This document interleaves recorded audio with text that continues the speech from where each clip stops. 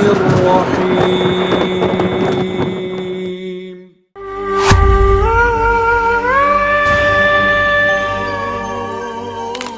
Assalamualaikum warahmatullahi wabarakatuh. Bismillahi masyaallah la yasuku khaira ilallah. Bismillahi masyaallah la yasrifu su'a ilallah. Bismillahi masyaallah makana min ni'matin faminallah. Bismillahi masyaallah la haula wala quwata illa billahil aliyil azim. Alhamdulillah, alhamdulillahilladzi khalaqal mauta wal hayata liyabluwakum ayyukum ahsanu amala. Asyhadu an la ilaha illallah wahdahu la syarikalah wa asyhadu anna Muhammadan abduhu wa rasuluh. Allahumma shalli wa sallim wa barik ala sayyidina Muhammadin wa ala alihi wa sahbihi ajma'in. Qala Allah ta'ala fil Qur'anil Karim, qul innal mautal ladzi tafirruna minhu fa innahu mulaqikum.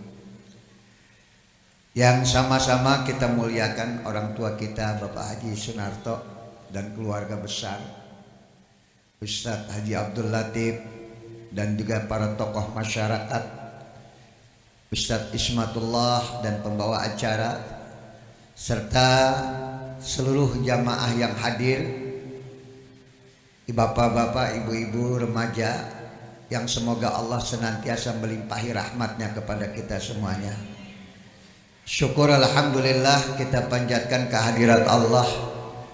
Pada kesempatan malam hari ini kita bisa hadir dalam rangka haul 1 tahun putra tercinta daripada Anum yang bernama Ananda Muhammad Rizki, yang mudah-mudahan ini akan menjadi simpenan orang tuanya, menjadi investasi akhirat buat orang tuanya, karena beliau wafat belum ada dosa sama sekali, yang mudah-mudahan nanti akan menuntun orang tuanya ke dalam surganya. Amin ya rabbal alamin.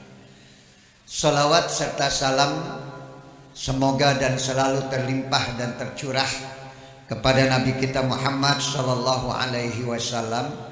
Mudah-mudahan kita semuanya akan mendapatkan syafaatnya di yaumil akhir nanti.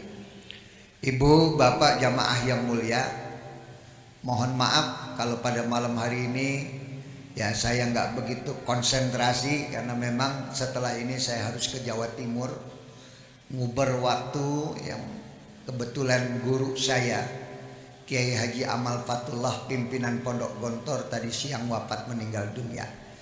Ya, jadi dari sini saya langsung ke Jawa Timur, ke Ponorogo, yang mudah-mudahan diberikan kemudahan kelancaran dalam perjalanannya.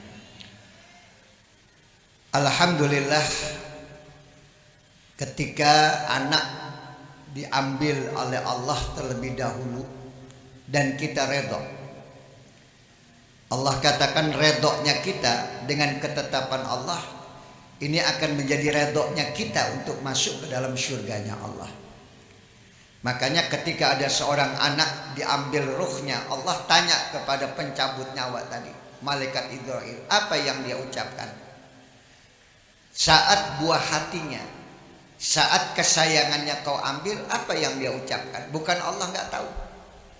Allah tahu bahwa bapaknya akan menyebut apa, akan berkata apa ketika putra kesayangannya, qurrata a'yun, buah hatinya, buah matanya dicabut oleh Allah.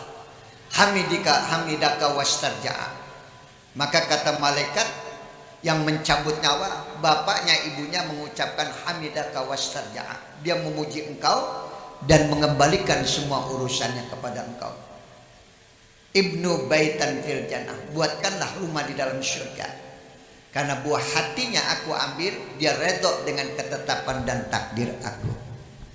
Ini yang saya katakan, bahwasanya anak itu menjadi satu aset di dunia, menjadi aset pula nanti di akhirat, menjadi kekayaan buat orang tuanya, qurrata a'yun di dunia, Dan apabila dia belum punya dosa, dia wafat meninggal dunia, dia juga akan menjadi aset kita di akhirat, yang itu nanti akan diberikan oleh Allah pada saat kita wafat meninggal dunia. Insya Allah nanti Anung akan dituntun sama anak. Ya, nih bapak saya, nih ibu saya, ketika saya dulu engkau ambil ya Allah, dia redha dengan ketetapan engkau. Dan buat kita yang hadir pada malam hari ini menjadi pelajaran penting buat kita semuanya. Apa pelajaran yang penting buat kita semuanya? Kita nggak akan pernah tahu tentang umur waktu batasan kita hidup. Kalau yang masih belum balik saja sudah Allah cabut ruhnya. Sementara kita yang sudah tua masih hidup, artinya kita diberikan kesempatan oleh Allah untuk bisa membersihkan dosa-dosa kita, sebagaimana yang belum punya dosa itu diambil oleh Allah Subhanahu wa taala. Makanya orang-orang soleh saat dia wafat meninggal dunia selalu diiringi oleh Allah dengan kalimat apa? Ya ayyatuhan nafsul mutmainnah irji'i ila rabbiki radiyatan fadkhuli fi ibadi wadkhuli jannati. Ya, Bapak Ibu jamaah yang mulia, ini pelajaran buat kita semuanya. Allah selalu bersumpah terhadap peredaran waktu, wal fajri wal laili, terus apa lagi, wad duha wal asri. Semua peredaran waktu itu dijadikan sumpah oleh Allah sebagai peringatan buat kita bahwa waktu yang kita miliki ini ada batasannya. Almarhum guru saya, putra daripada pendiri Pondok Gontor, berapa bulan yang lalu saya masih bertemu dengan almarhum, tetapi waktunya sudah habis. Sudah ditetapkan oleh Allah, saatnya sekarang kau kembali kepada Allah. Rasa lelahmu, rasa capekmu di dunia ada batasannya. Kenikmatan, kesenanganmu di dunia pun ada batasannya. Maka kita yang masih diberikan oleh Allah kesempatan hidup, manfaatkanlah hidup kita dengan sebaik-baiknya. Makanya ada satu hadis yang begitu indah, Ustaz. Al-aqlu fi amrid dunya masarratun wal aqlu fi amril akhirah madarratun. Orang yang cerdas dengan urusan dunia, dia akan mendapatkan kesulitan nanti di akhirat. Tapi orang yang cerdas dengan urusan akhirat, maka dia akan mendapatkan kemudahan nanti di akhirat. Jadi orang-orang yang hebat dalam urusan dunia, dalam bisnisnya dia jago, hebat. Ya, dia bisa apa saja dia lakukan karena kecerdasan akalnya dengan urusan dunia. Nabi katakan dia akan mendapatkan kesulitan nanti. Apa kesulitan yang dia dapatkan? Karena nanti masih panjang perjalanan hidupnya dengan kecerdasan dunia. Karena dunia batasannya hanya 60-70 saja. Masih ada lagi perjalanan yang begitu panjang, yaitu perjalanan akhirat. Yang sahabat-sahabat Nabi sudah 14 abad ada di alam barzakh, sampai hari ini belum dibangkitkan.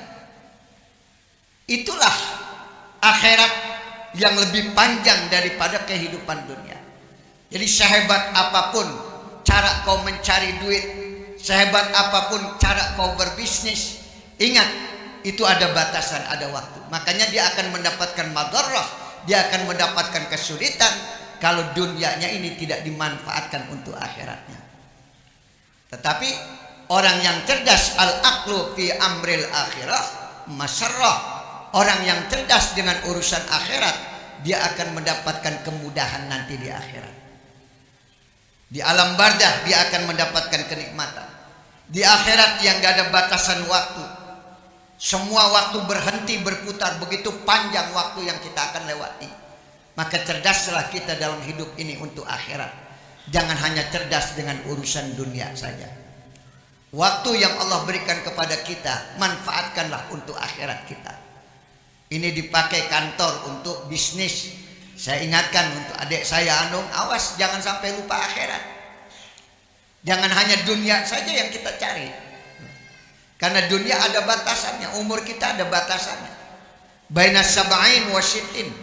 Umur kita itu antara 60-70 saja. Kemarin malam tahun baru saya diundang oleh sahabat saya. Acara syukuran keluarganya, Masya Allah. Itu makanan berlimpah, udang gede-gede. Saya mau makan, saya ingat kolesterol nggak jadi. Ada lagi makanan yang lain agak manis, ingat gula. Ngelihat asinan pengen makan, ingat lambung. Akhirnya saya makan sama kerupuk aja udah gitu ya.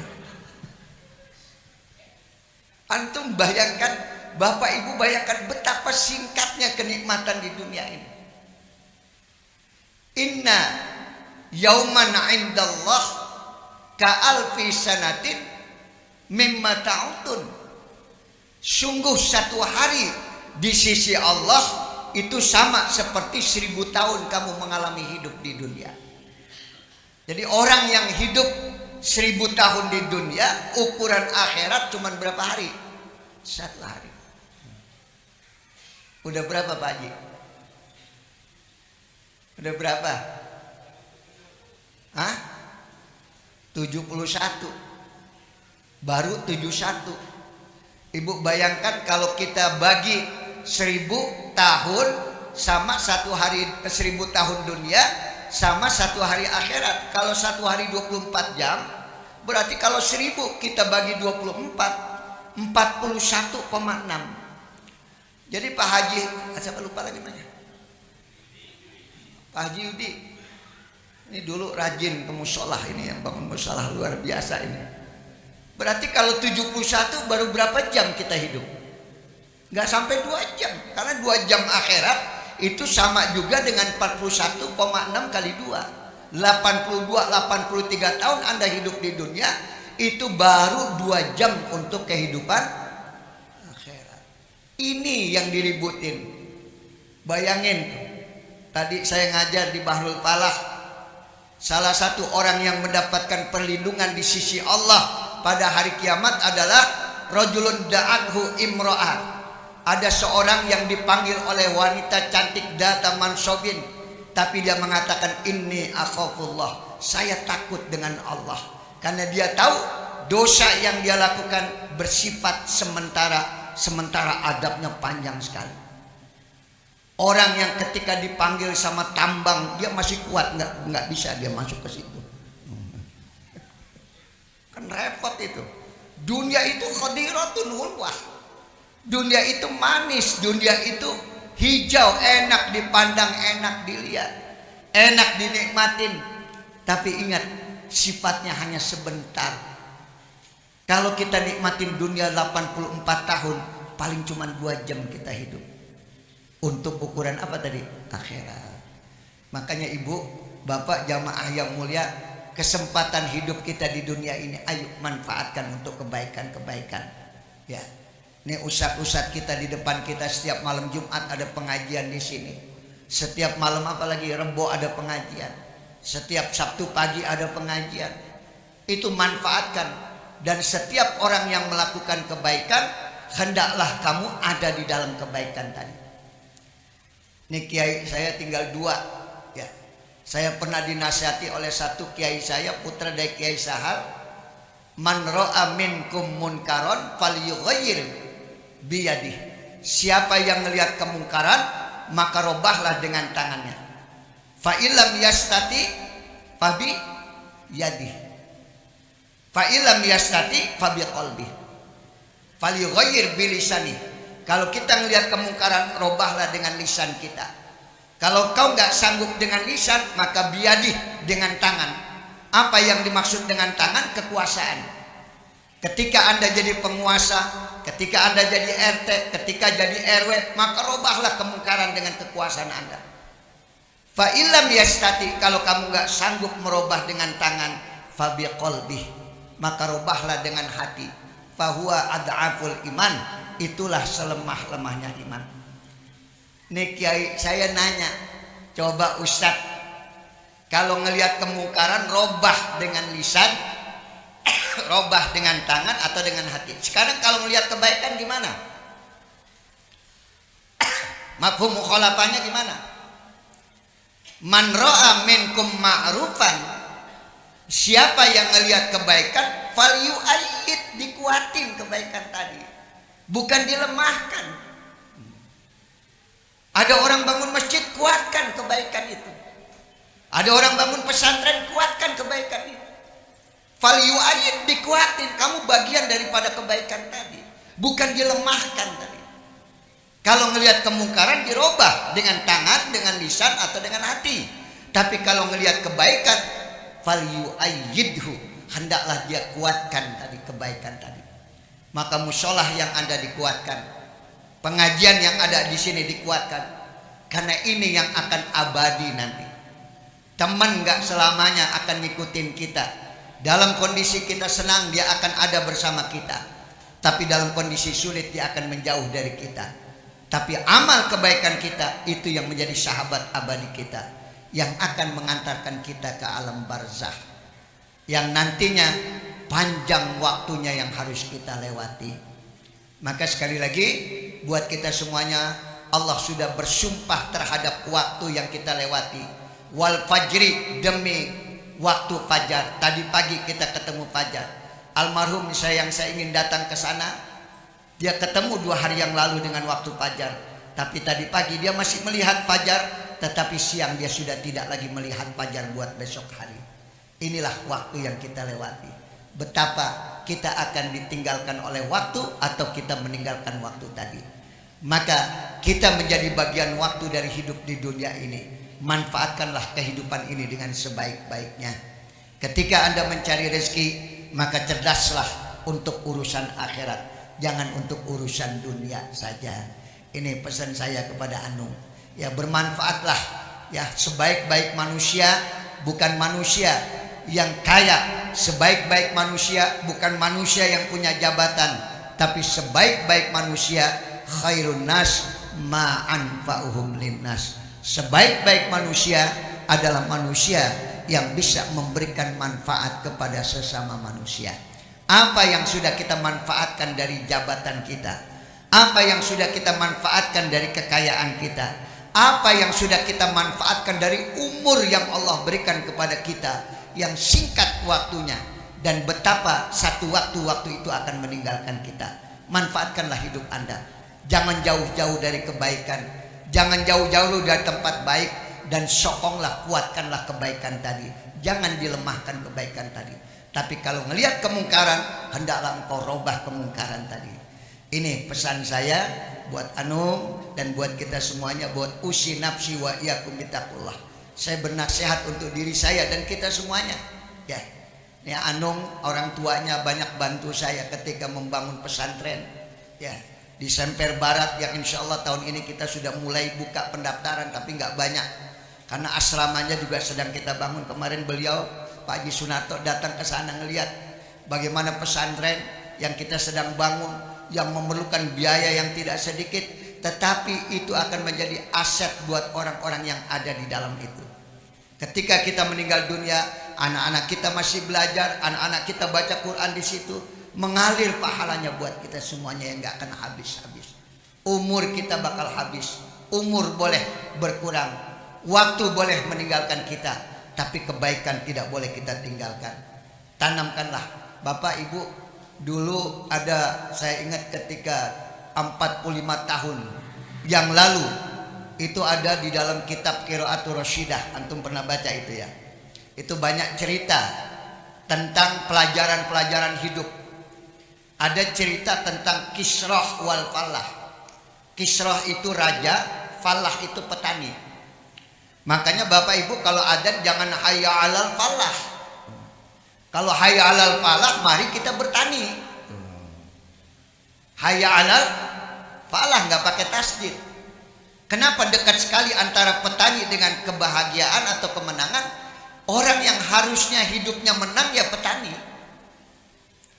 Kenapa? Karena petani dekat dengan alam dan alam dekat dengan Allah. Dia tahu bagaimana hama, siapa yang menyuruh hama itu datang. Warang datang,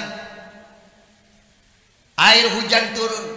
Kalau dia nggak dekat dengan Allah dan tidak dekat dengan alam, maka dia tidak menjadi orang yang menang. Maka kalimatnya Falah dan falah itu dekat, berbeda tasdid saja.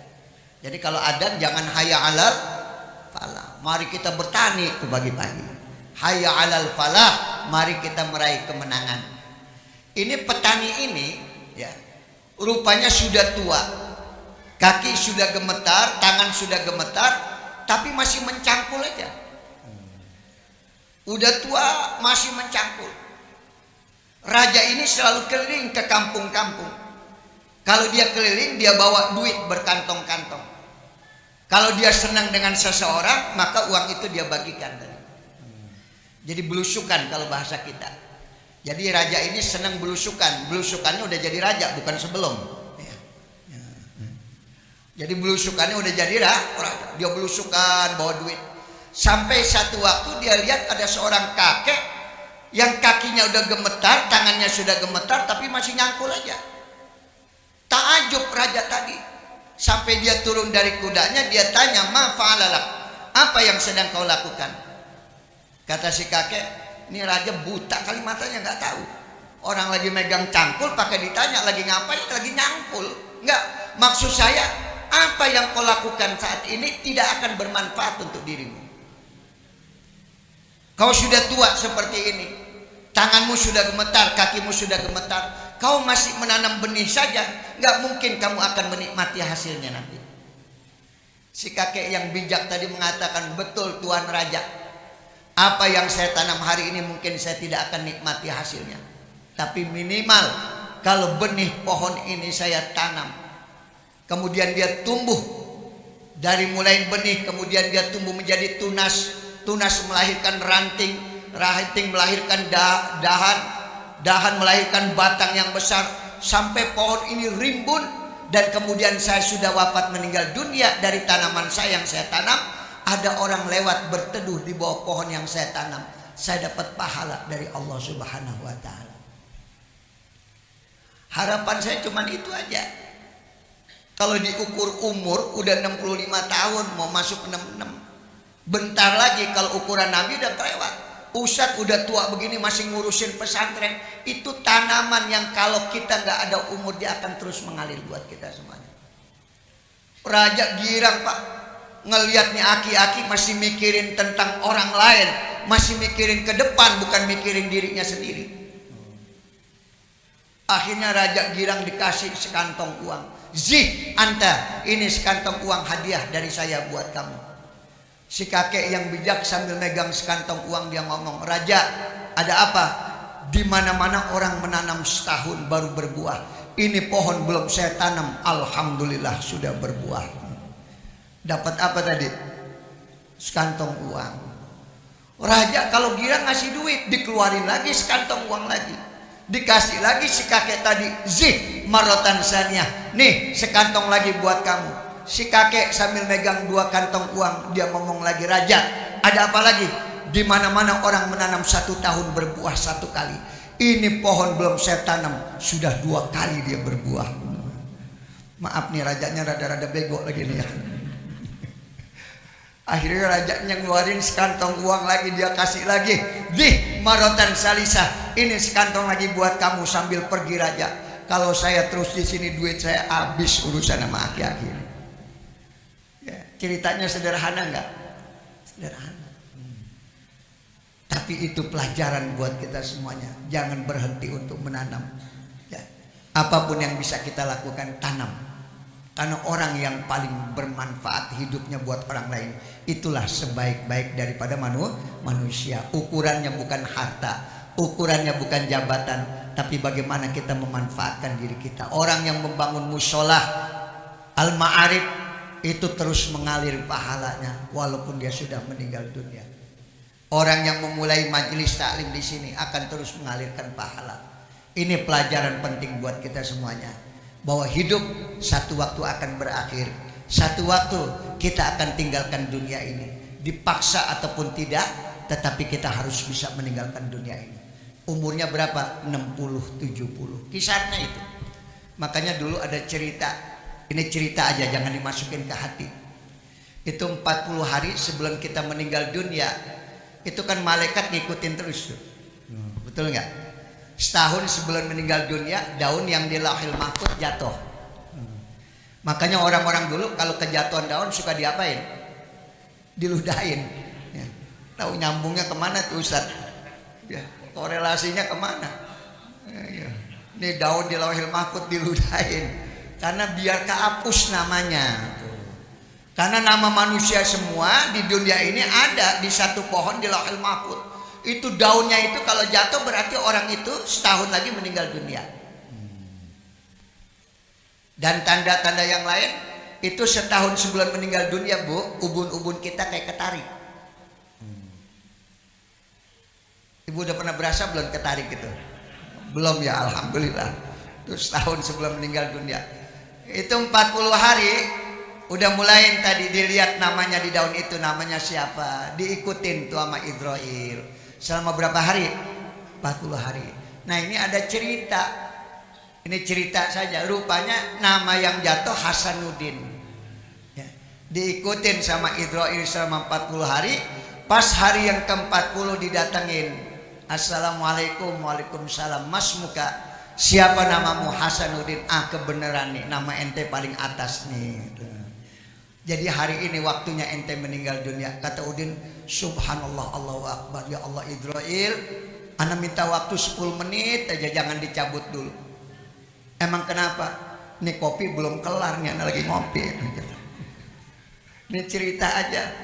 Akhirnya Idroil kasih waktu dah. Kan itu ada di dalam Al-Quran. Faqala rabbi laula akhartani ila ajalin qarib fa asaddaq wa akum minas sholihin. Nanti ruh akan berontak sebelum dia dicabut ruhnya. Ya Tuhan, berikan aku waktu sebentar saja, jangan dicabut ruhku. Fa asaddaq, aku akan bersedekah. Inti yang akhir daripada hidup kita sodakoh. Karena sodakoh tidak perlu waktu panjang. Tinggal panggil anak, transfer uang saya buat masjid, transfer uang saya buat ini. Minta waktu untuk sedekah. Si Udin minta waktu bukan buat sedekah. Ini kopi belum kelar.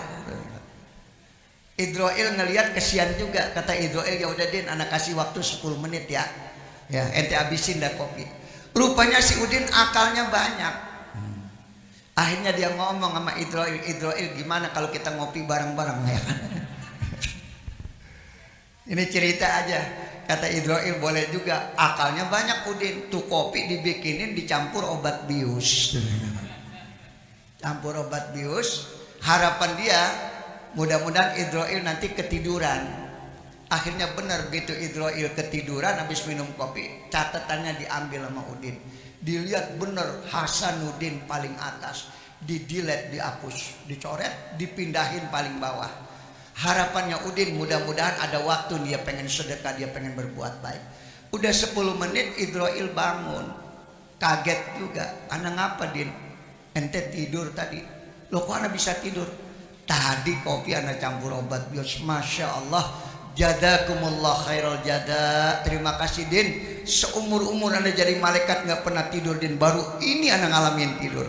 Syukron jadilan, terima kasih. Makanya bonusnya buat ente Din, tenang anda, anda nggak bakal cabut dari atas, anda cabut dari bawah aja dia. Mati juga si Udin urusan. Jadi kalau ada urusan mati kita nggak bisa menghindar. Nah ini pelajaran buat kita semuanya ya. Mudah-mudahan yang saya sampaikan ada manfaatnya. Ya, saya mohon Fatihah terkhusus ya buat Kiai Amal Fatullah dan juga buat almarhum Ananda Rizki. Ya, mudah-mudahan ini akan menjadi kebaikan buat orang tuanya dan mudah-mudahan senantiasa orang tuanya diberikan keluasan rezeki oleh Allah yang bermanfaat untuk akhiratnya. Dan juga saya mohon Fatihah, ya saya mau jalan langsung, mudah-mudahan diberikan kelancaran, kemudahan. Karena tadi ngitung-ngitung hampir 8 jam 9 jam ya. Mudah-mudahan diberikan kemudahan, kelancaran, dan mudah-mudahan bisa sempat takziah kepada guru-guru saya yang ada di sana. Al-Fatihah. A'udzubillahi minasyaitonirrajim. Bismillahirrahmanirrahim. Alhamdulillahirabbil alamin arrahmanirrahim maliki yaumiddin.